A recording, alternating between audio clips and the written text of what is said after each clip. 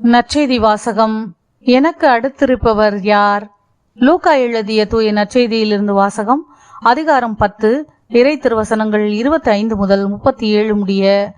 அக்காலத்தில் திருச்சட்ட அறிஞர் ஒருவர் எழுந்து இயேசுவை சோதிக்கும் நோக்குடன், போதகரே, நிலைவாழ்வை உரிமையாக்கிக் கொள்ள நான் என்ன செய்ய வேண்டும் என்று கேட்டார்.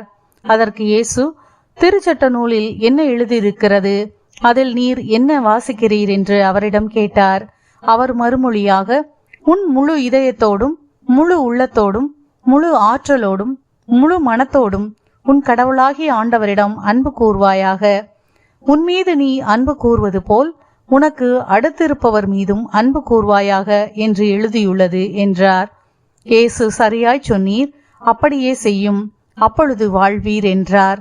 அவர் தம்மை நேர்மையாளர் என காட்ட விரும்பி, எனக்கு அடுத்து இருப்பவர் யார் என்று இயேசுவிடம் கேட்டார்.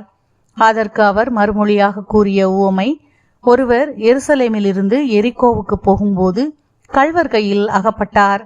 அவருடைய ஆடைகளை அவர்கள் உரிந்து கொண்டு அவரை அடித்து குற்றுயிராக விட்டு போனார்கள். குரு ஒருவர் தற்செயலாய் அவ்வழியே வந்தார். அவர் அவரை கண்டதும் மறுபக்கமாக விலகிச் சென்றார்.